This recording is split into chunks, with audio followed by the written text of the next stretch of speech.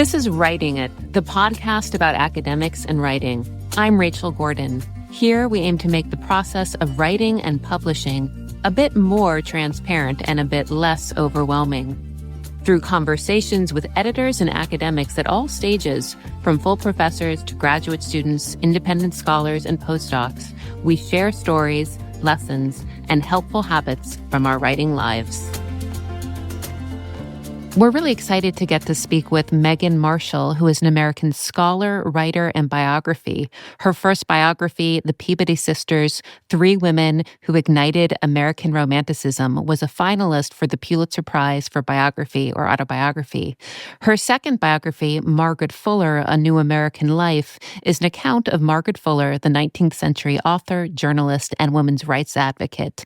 It won the Pulitzer for Biography or Autobiography, and Marshall's third biographical work, Elizabeth Bishop, A Miracle for Breakfast, was a finalist for a Phi Beta Kappa Society's Award for an Outstanding Work of Literary Scholarship. Innovative in form, Elizabeth Bishop alternates biographical chapters with passages of memoir in which Marshall traces her journey as a student poet, studying with Elizabeth Bishop and Robert Lowell at Harvard in the 1970s. She's written several books, including her most recent, After Lives, on biography and the mysteries of the human heart. So, Megan, After Lives is the book you wrote after these three big biographies. And all the biographies were about pretty famous women. Then you turned to yourself in this most recent book. And I'm wondering in what ways writing those big biographies might have helped you or allowed you to focus on your own family's past. Well, thank you, Rachel, for having me on the podcast. And that's a really good question that I don't think anyone has really asked me before since the book came out. But, became kind of the same endeavor, researching my family in the way that I had researched these other lives. I have always had a great passion for reading letters from the past, which was kind of unlocked in me when I began working on the Peabody Sisters in the 1980s. And that's really how I went at these essays about my mother, my grandmothers, my grandfather and father. I was lucky that they were great savers of letters. So I could track, for example, in the essay that's called The Second Man in the Front Row, which is about my Marshall grandparents who were in Paris during World War I. They wrote letters home in 1917, 1918, and actually before that, where I could really just track where they lived, what they were doing, what their fears and hopes were.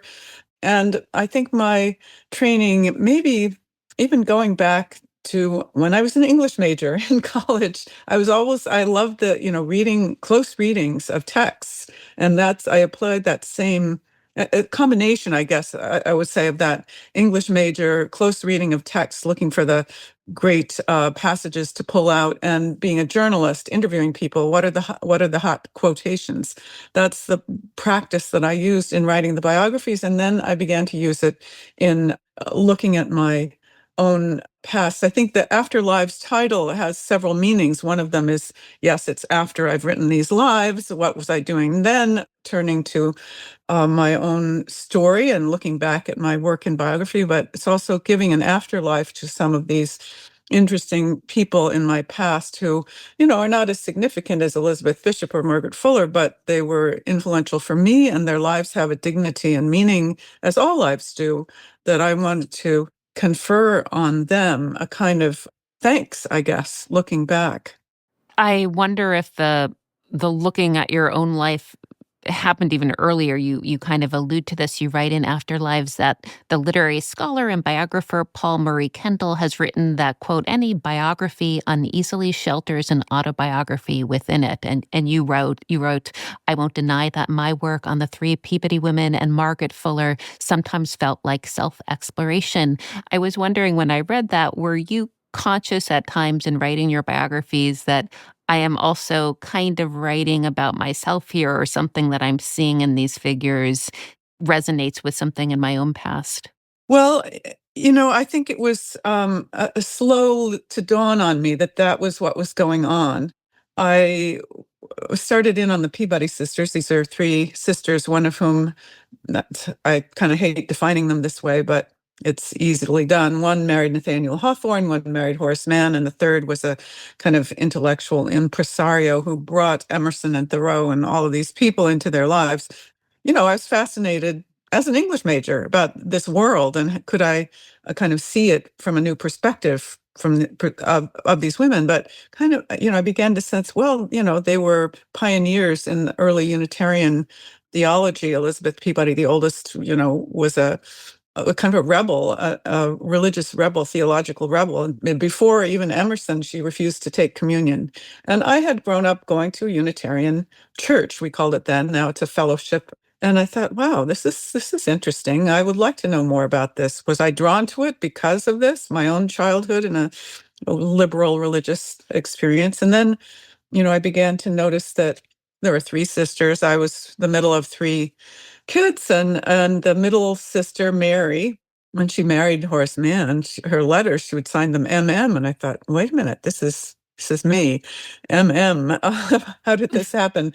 That was kind of coincidental, but as this project took a very long time, and I think your listeners are interested in projects that take forever. This took me 20 years, partly because I was raising kids. And Sophia Peabody, who married Nathaniel Hawthorne, had three kids, and she was a very promising artist. And a friend of hers had recommended that, or had said, a wealthy friend, I could hire a nanny for you so that you could get back to your painting.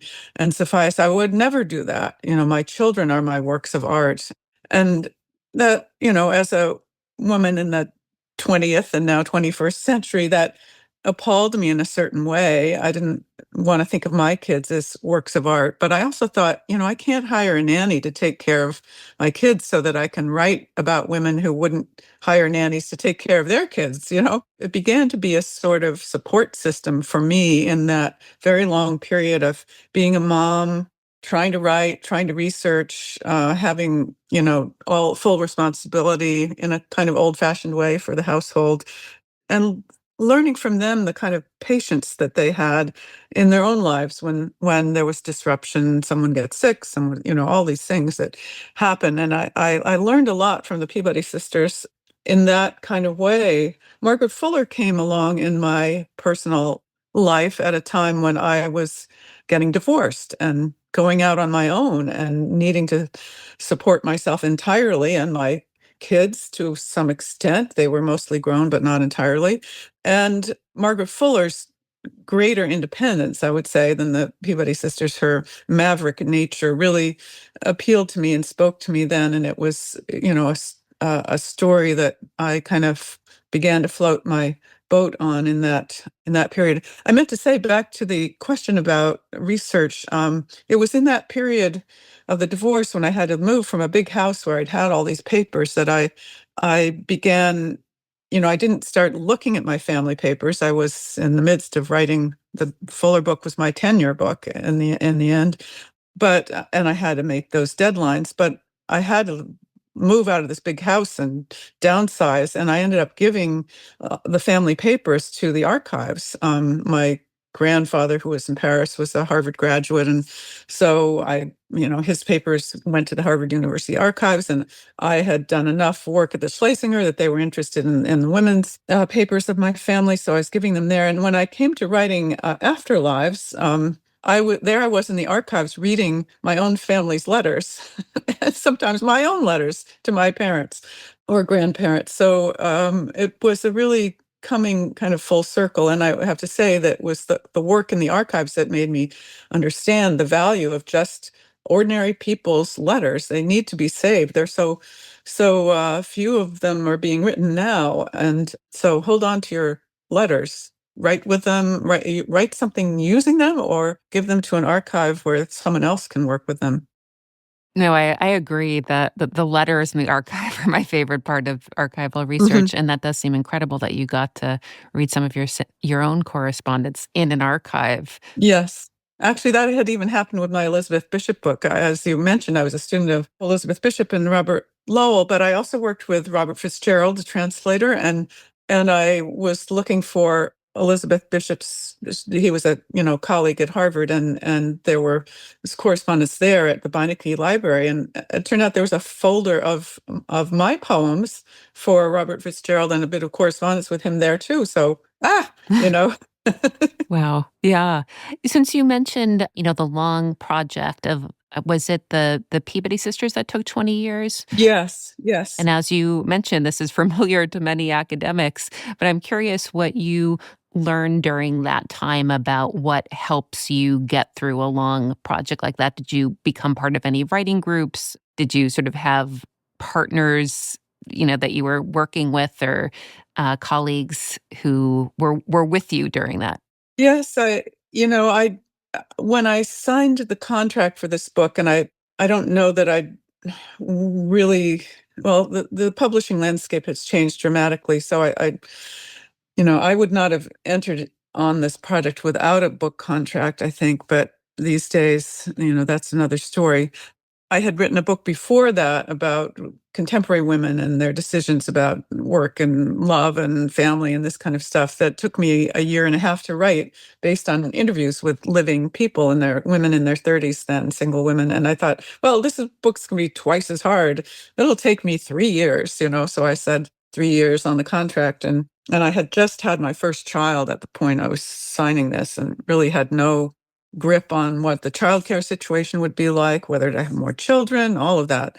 I just thought I would do it. And, after 3 years, I was still reading letters in the, New York Public Library and the Mass Historical Society and Antioch and Berkeley and all of this stuff. I hadn't really even come to the end of the research. And I had gotten a couple of grants, but after a certain point, you're not finishing things, people are more reluctant to back you. So, and that's part of why again, I didn't want to spend more money on the book than I, whatever. I just, my husband was able to support us, but I didn't want to add to expenses. I stopped getting haircuts. I didn't want to spend money on going to get a haircut.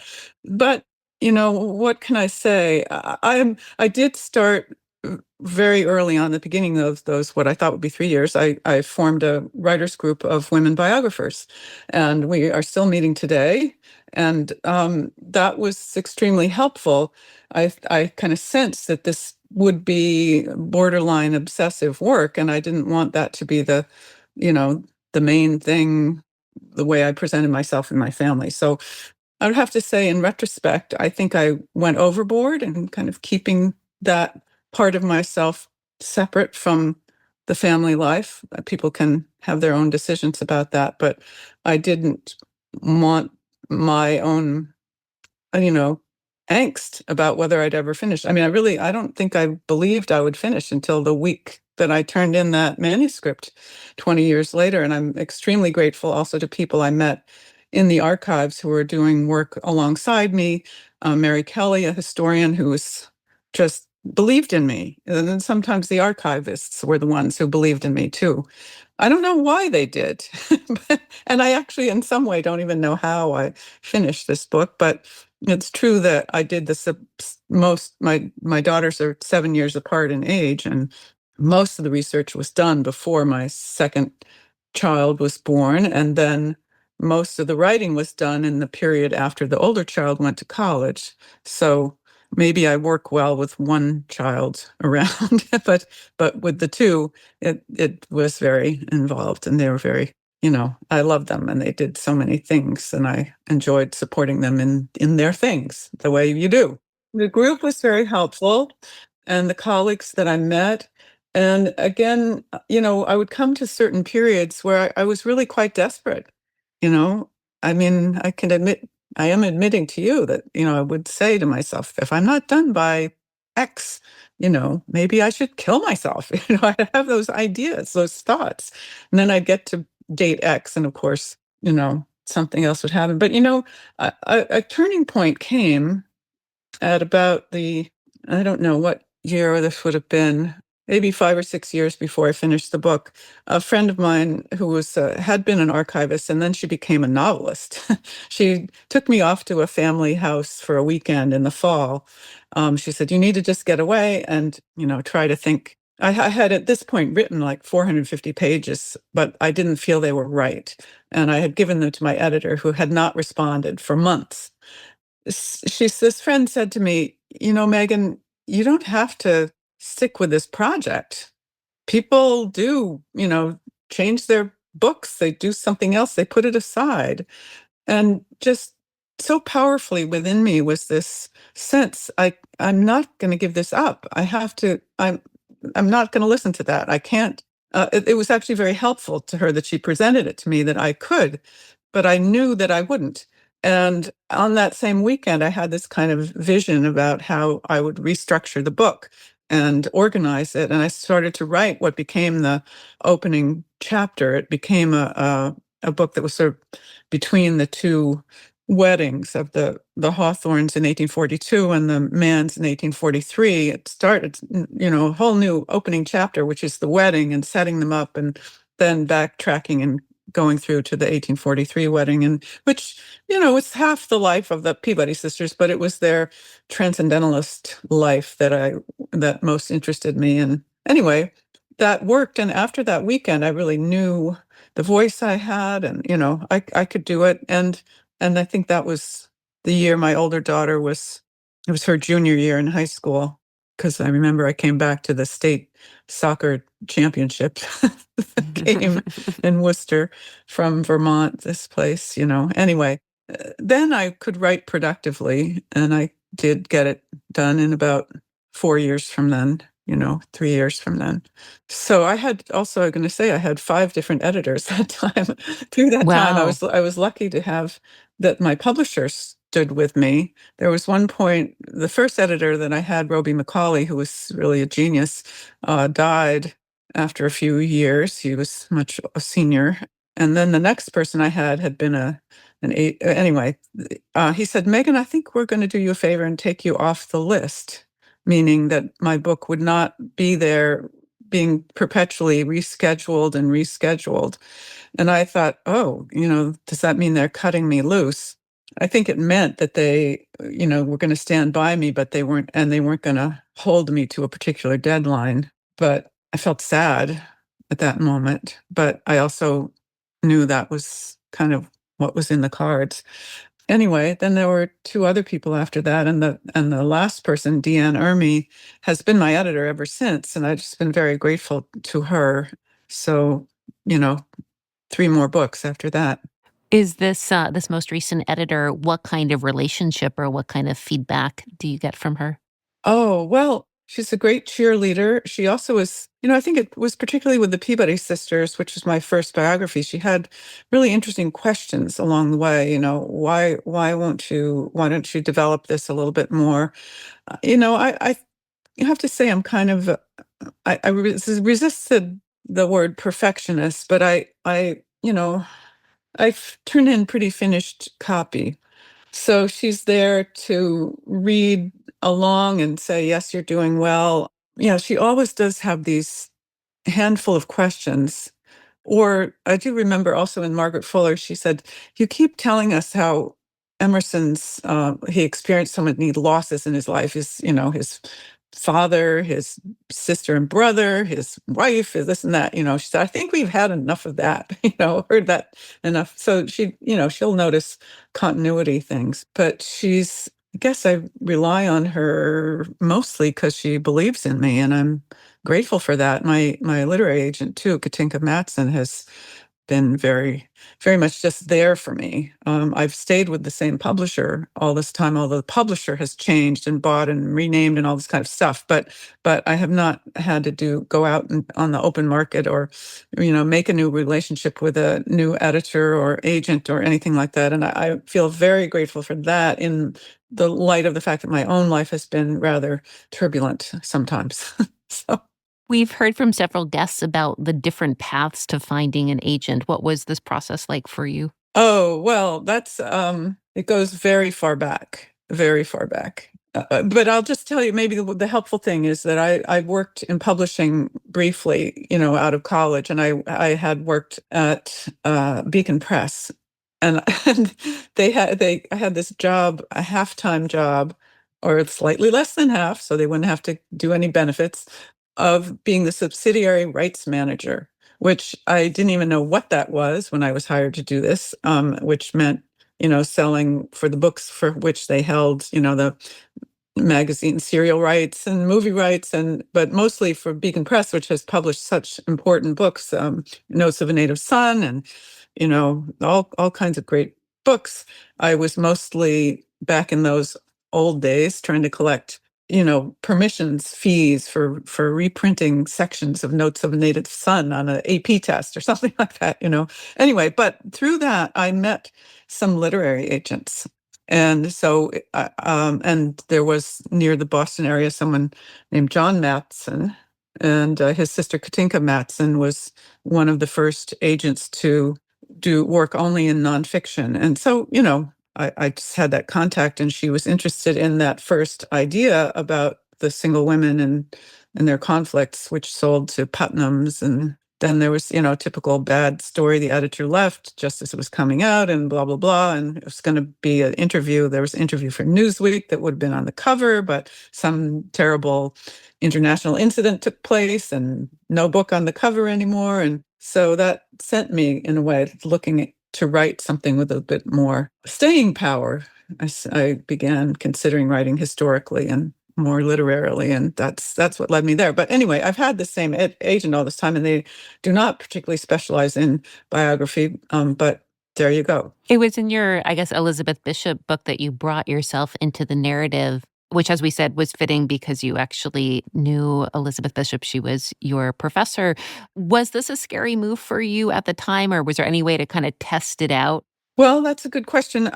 I'll say first that when I started writing these memoirish sections, which are relatively short, they came so easily to me, and I began to feel less sympathy for my students, who are many of them writing memoirs. I have been teaching. I've recently retired from Emerson, where I was teaching narrative nonfiction, often memoir, and they would be, stewing over their memoirs, and so much easier to write from your memory than to write from all these documents. But anyway, I think it's sort of an interesting story about how that book came about. I had finished writing Margaret Fuller.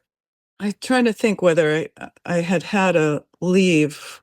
I don't know. I was finishing it up over the summer, and I just thought, I just want to keep writing.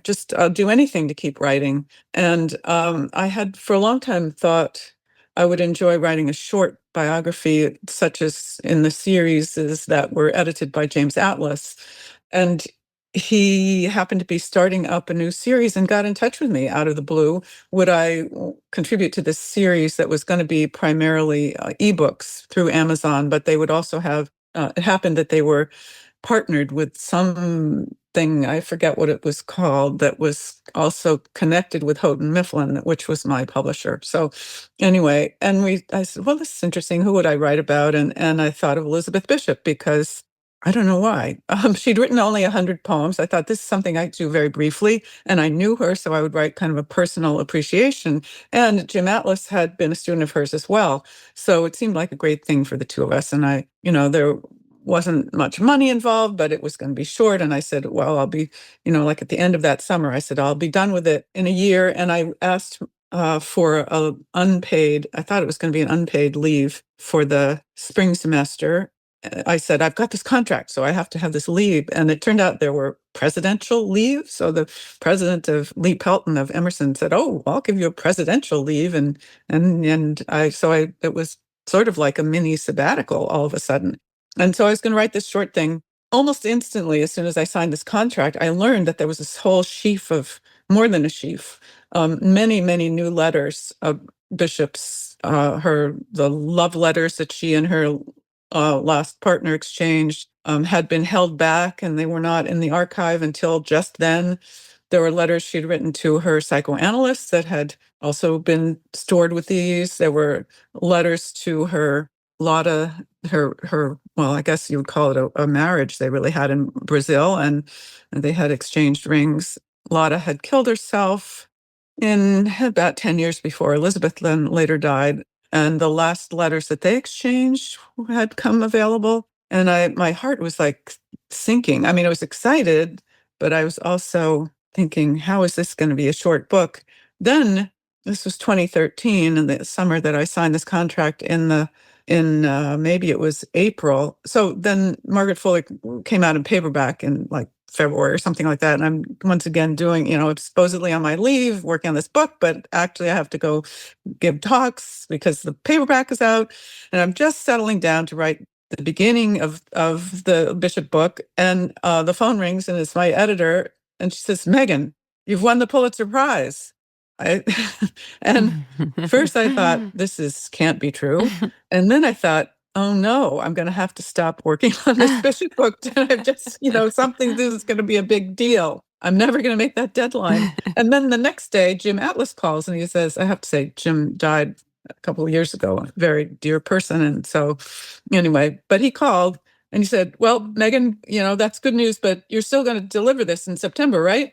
And I say, "Oh, yes, of course, of course." And then time goes by, there's the lunch, there's the interviews and whatever, and all these papers and whatever, I just could see. And I had then luckily had gotten a Cullman Center fellowship for a different book, but suddenly the Bishop book became the one I was going to work on. Anyway, this is a long way of answering your question about did I get any feedback on doing the sort of personal approach to Bishop. I had written, by the middle of the summer, I think the opening section and part of the first, the opening personal section, and then part of the Bishop, maybe even the first chapter of first Bishop youth section. And I just sensed it was going to be longer than this short thing would be. So I did show this to my editor with whom I worked at Houghton Mifflin. And I said, "Do you think this is working?" And I think it's going to be bigger than this Jim Atlas book. And I guess I showed it to my agent as well. And I said, I have no idea if this is working. I've never written like this before, but my editor liked it very much. And then luckily, because the original contract was sort of connected with Houghton Mifflin, we were able to shift. And, and looking back, I realized the reason Jim called me that day, he's a very savvy person. He would never have published his next book after winning the Pulitzer Prize, a little short book in a series. I think he sensed, he of course wanted the book. He'd signed up for it and he was counting on it for his list. But, Jim Atlas wouldn't have delivered on that. He'd have done something different. It would not have been the wise career move, I think, to just do something tiny after you'd, had this big, unimaginable recognition. So anyway, it all worked out fine, and the book was longer. It's my shortest of my biographies, but it's a full biography. And having had my editor, give me the sense that she thought it was working, it's kind of a lovely composition. I think the parallel tracks of my exploring poetry and getting into Elizabeth Bishop's class, and then having this kind of wrangle with her, which I won't spoil that for people, but there's kind of these competing plots, and what I had hoped with the book was that people who are not necessarily feeling comfortable reading poetry, or they think, I don't understand poetry, they could kind of enter into it from my perspective of a student poet who's kind of beginning to learn the art of poetry, which I was very serious about at the time. About your writing process, I was curious if you write chronologically or if you begin with more exciting periods in the figure's life. Yeah, I definitely have a kind of sense of the arc of things, but I really feel I have to write consecutively, or I don't know, where I am. Other people do it differently, but I just have to go page by page, I guess, year by year or day by day, depending. The Peabody Sisters, I had so much material on them. I had all these papers and notes and diaries organized in a chronology, and a lot of times there were many letters for even one day, trying to sort these things out. So yeah, and I enjoy that. I could not. I'm also not one. I have plenty of friends who write 2,000 pages and then they cut it back to 600 pages or something. But I just I wouldn't know what I was doing if I did that, and I'd be very frightened, I think. Mhm. It sounds like you've had a lot of material, but I wonder if you have ever been missing sources for a section of your subject's life and how you've dealt with periods where there's less information or archival material. Hmm. There certainly are. There's in the case of all of these books, there have been mysteries that are kind of outstanding, even when I come to them, and I don't necessarily expect to solve them. But I do feel I've made progress in each of them. Kind of substantial progress by sometimes finding new material, other times putting together things that people didn't see. The In the case of the Peabody sisters, there was the three of them. At one point, the oldest, Elizabeth, writes to the younger two, saying, "Isn't it interesting that all of us," this is before the marriages and before they even had met, or, well, anyway, before they'd met Nathaniel Hawthorne, anyhow, "Isn't it interesting that all three of us have had marriage proposals and we've turned someone down?" And she mentioned Sophia's person, that's who married Hawthorne ultimately, and Mary's person, who ultimately married Horace Mann, and I knew who those were. And then she mentioned in her case, and for me, poor L.B., who found his way out of this world in so dreadful a fashion. So, who was L.B.? And this question had actually come up. This relates to something else I think you had in mind, was, how writing about these obscure people, how do you get publishers interested in them? There actually had been a book about these Peabody sisters published in 1950 by Louise Hall Tharp, who wrote about New England women, and it's a big seller, a Book of the Month Club main selection and all of this thing, which was part of why Houghton Mifflin thought, well, another book on this might do well too. So this Louise Tharp says, same thing. LB, if anyone, she put it in a like footnote, if anybody knows who LB was, contact me. And Hmm. and I was looking and looking, trying to figure this out. And this is a kind of advice to look at everything. I decided to write a letter, this is before there was the internet, to all of the historical societies in every town that these sisters had ever lived in. And they briefly lived in Lancaster, Massachusetts, where Elizabeth started her first school at age 17. And so I write to the Lancaster Historical Society, "Do you have any letters from the Peabody sisters?" And they said, "Well, we have one letter from, they had lived in Lancaster in around 1820, let's say. And this was from like 1877. She'd written to someone named Abijah P. Marvin. Who is that?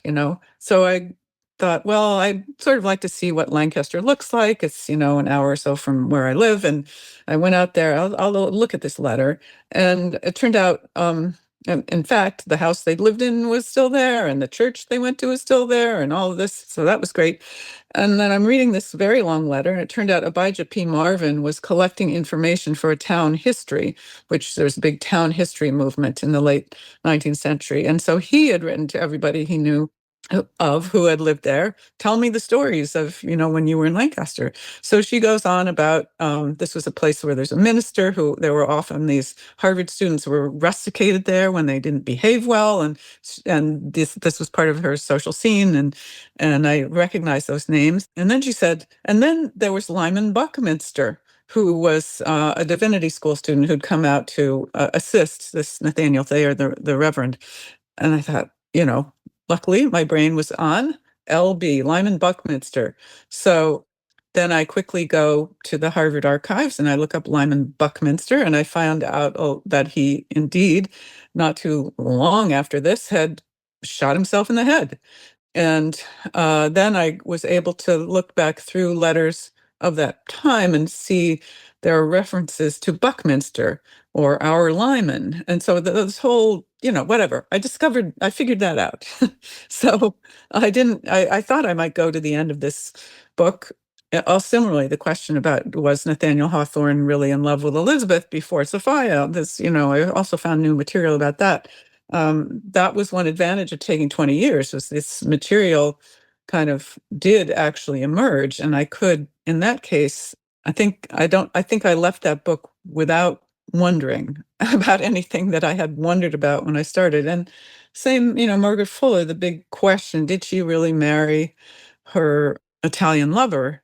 And I didn't really get to that, but I was able, by reading very closely both her dispatches that were published actually in the New York Tribune, very full of pregnant, one might say, with hints about what's going on in her personal life. She's walking with a friend. She's, quoting Shelley, these love lyrics. And anyway, I was able to put together, I think, a closer timeline about, and give a more accurate sense of the passion that they had and realized between the two of themselves, Margaret and Giovanni Angelo Asoli. And in the case of Bishop, you know, there was so much in these new letters, just was astonishing. I almost didn't want to know. In fact, there was a point at which I just was ready to tell the archive they should seal some of these letters. But that was part of my transition from having been her student, where, this was Miss Bishop, of whom we were very respectful. And it took a while to sort of transition to thinking of her as Elizabeth and writing about her that way. And, I've been lucky that these people have written so much, and that there is this, I can use my English major head and find the great material and see what's there. And I think that's, I don't know. I'm very curious. I love finding things out, and I've been lucky to find a lot of things out. You had a really fun essay in the New York Times this past spring about the popularity of historical fiction and its relationship with biography. You wrote in there a quotation from Cynthia Ozick about biography's power to inspire. And I wondered if you felt like that is one of the appeals of biography for you and for your readers. Is that something you're looking for? What's going to be inspiring in this life for readers? Well, I do think that's an important draw of biography. I mean, there's also the way in which you can kind of inhabit a different era, and there's a time traveling attraction. But I think most readers of biography are also looking for some life lessons. And, it's not simply just that this person was, in fact, this is often true of some of the women I've written about, they may not have realized their potential. And how many of us really do, living with ambition that may not be fully realized, living with conflict and self-doubt. Those are lessons that I think we need to learn, as much as, so and so was the first to do this or the other thing. I think that kind of inspiration is ultimately kind of empty because it doesn't tell you how to get there. I think the kind of writing I like to do shows you how this person moved through their life, and you're kind of looking over their shoulder and almost participating with them. And, I think that as the biographer, you get to live with this feeling of inspiration, every day as you're discovering and reading their words. It's a great privilege. And I felt that way about reading my grandparents and my parents' letters too. It doesn't really, there's one of the essays is called Left-Handed, and it's really about my mother and grandmother, the women in my family who were left-handed, and felt that to be something of uh, you know, almost a disability, making them outsiders in a certain way, a challenge in the way that, being born a woman is also comes to be challenging in the patriarchy. So, but my mother and her mother were not close, and yet they wrote letters every week, if not more, quite detailed and often much more confessional than I would have imagined. And I found that so moving, that I don't know, that they maintained the connection for the benefit probably of me and my siblings, and for their own sake. And they were not the letters of people who were close friends, or a mother and daughter like that, but they stuck together, and I could see my own self growing up through those letters too, and learned just so much from them. I'm just very grateful that my mother saved these letters, and my grandmother as well. Having written biographies over several decades, and probably you've done a lot of kind of book events, I'm wondering what you've discovered about your readers who's reading or attracted to these biographies. Mm, well, there are a lot of people drawn to New England stories, and I'm one of those people. I grew up in Southern California. I was born in Oakland, but grew up in Pasadena. But I always had this kind of yearning for New England through, maybe reading Little Women and The Five Little Peppers, and then in high school reading Hawthorne and Thoreau and Emily Dickinson, and I came here for college, and I think that readership is very, very strong, and it's somewhat international too. That my books have been really taken up in Japan, where there's actually one of the essays in the book is about my experiences in Kyoto, where I was a visiting professor for a semester, and now having been there, there is a sort of transcendental thing that is an attraction, and I think there are many women readers drawn to these books, and there's something about biography I think that reaches across divisions. I remember when the Peabody Sisters came out in 2005, a couple of comments from people I ran into, in the grocery store or whatever, it stayed with me. One person who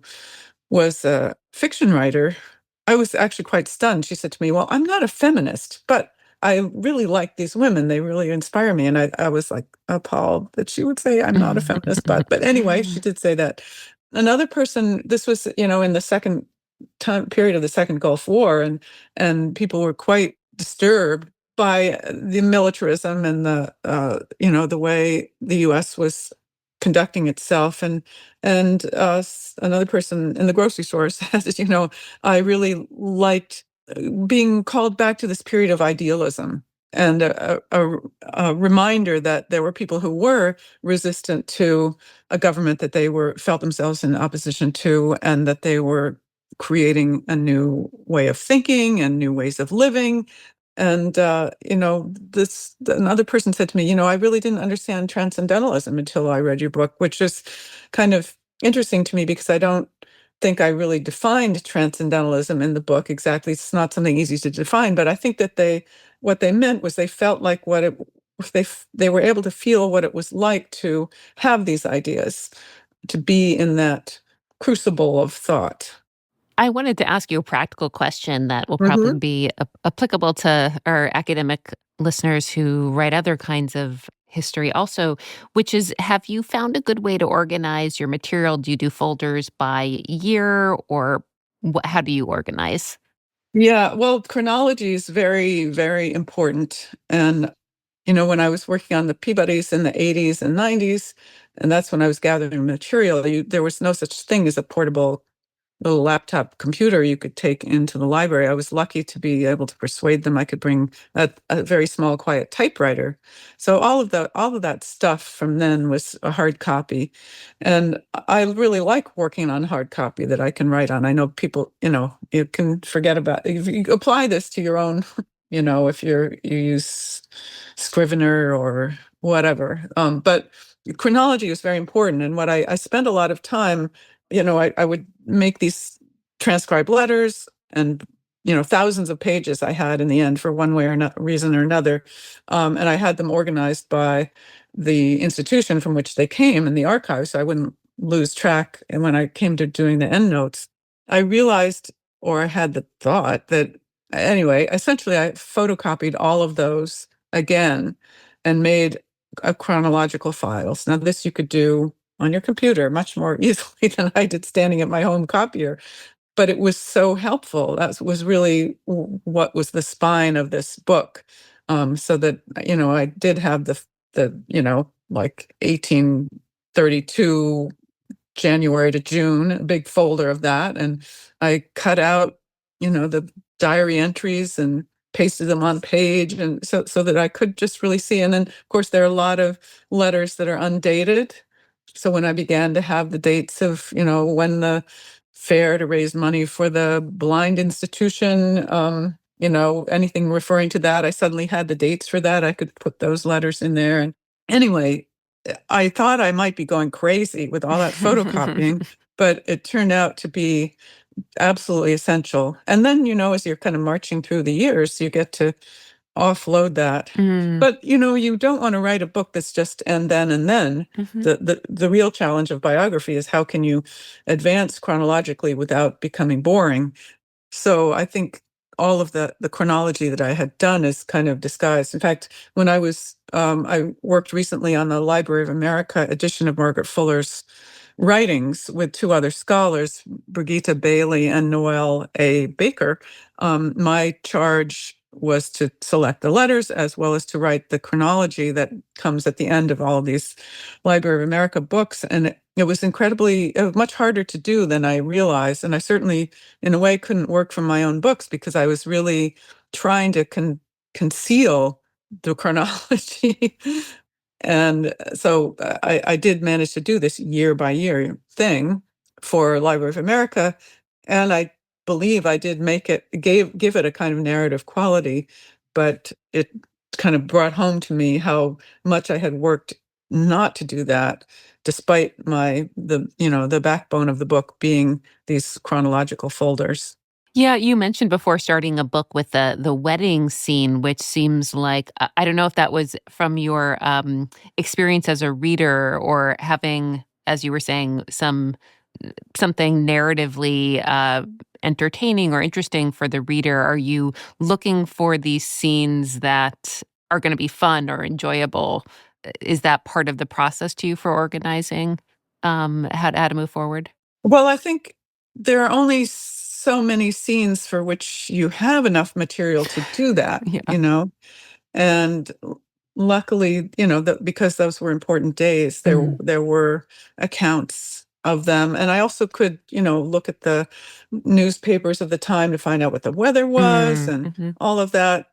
So, yeah, you do kind of build towards these scenes, and that was one of my big beefs with these biographical novels. They're always inventing scenes, but you don't really need to because there are scenes. I just it makes me a little crazy because, well, anyway, I just there's so much you can do if you take the time to do it right. There's two questions that we ask all guests, and one is if there's something you wish you had known about writing or publishing earlier in your career. I think it's lucky I didn't know the things I now know. I think it's lucky I had no idea that writing that a biography was as hard as it is. I wouldn't have started in, and but I love doing it. That's the thing. So I wouldn't have it otherwise. I don't have actually an advanced degree, I'll have to confess. And I don't know if that would have helped really. I kind of went into this from profession in journalism and yeah, we write articles, then you write a book. But I guess I am essentially kind of scholarly person. So I was very pleased, more than with these obviously thrilling Pulitzer nomination and winning the Pulitzer Prize, but the Peabody Sisters won the Francis Parkman Prize from the Society of American Historians, which has been just deeply meaningful to me and brought me into that group of the Society of American Historians who were sort of a subset of the OAH, where and not only you know academic historians, but with an emphasis on the quality of the writing. So, but to know that I was accepted as a historian without ever having taken actually many history classes, but I did my best to follow the standards of great literary biography and historical writing, and so it meant a lot to me to have my book. And there was also the Mark Linton History Prize for that book, which was given by the Anthony Lucas Prize Projects for the best book in history of that year, not just American history. And, given by some judges who were really a best written book, I have to say, best written book, but it still had to be a good history. And so both of those prizes, I would say, and, meant more to me personally, not that I would turn away a Pulitzer Prize, but I really felt honored for that kind of recognition from professionals. It reminds me too that you've been really successful in getting some wonderful grants that I know, many historians, academics would love to get. And I think you might have mentioned in one of your essays, you were generous enough to mention that it took a few tries to get at least one of these awards, which I know is that's the way it is for everyone. Yes, yeah. But it brought up a question I know some of our listeners have, which is that it seems so hard to write an application or a proposal, project description until you're super into the Yes. project. And I wondered if you had sort of gotten this down. How do I do the application when I'm supposedly at the beginning, even though you usually have to be very deep into it to write fluently on it? Yeah, I think it's important to keep trying. Hmm. And you're very right. You don't know how bad what you've written is until you get farther along and can do better. So I just think the grants and the fellowships are very fluky, and not to say that I think the people who get them deserve them, but the people who don't get them are not undeserving. And so you have to have other ways of keeping yourself going. But I will say, again, when I applied for and ultimately did receive a Guggenheim Fellowship and an NEH Fellowship for the Peabody Sisters kind of early on, that was part of what kept me from giving up. I was plagued by the promise to my publisher, by the faith that these institutions had put in me. I think that they kept me from giving up, even as they also tormented me. Right. Another question that we ask guests is if there's a writing practice or habit that works for you. Well, I do write on my computer, but I partly out of fear that what I've written will disappear somehow. I do print out quite frequently. When I get to a point where can't quite go forward, I'll print out what I've written. And often, as the chapter gets longer, I'll often be printing out the whole chapter to where that is, and then work on that, take that into the kitchen. Or when I had my kids, I would take that on, driving them to soccer practice, and I'd sit in the car and, edit that. And the great benefit for me of that, I mean, first of all, I think when you see it on the page, all sorts of things come to you that don't when you're just staring at the screen. But then, it's the end of the day. I've been at the soccer practice and I come back and I'm making dinner and I'm putting them to bed. But then the next morning I get up and I have all these edits that I can enter. And so I'm right into the writing again. I don't have like, oh, what am I going to write today? Hmm. So I really believe in using the printer. And I haven't tried this, but a colleague of mine said that he likes to read his articles. This is more a proofreading thing, but it was interesting to me that he will read them on his iPhone, which also gives him, I don't think that would necessarily help with the editing that I'm describing, but if you're looking for typos or something, he says seeing it in that different format is very helpful. So anyway, I'm a big believer in looking at words on a page. Hmm. Great. Thank you so much, Megan. This was really fun and helpful. All right. Thank you for your great questions.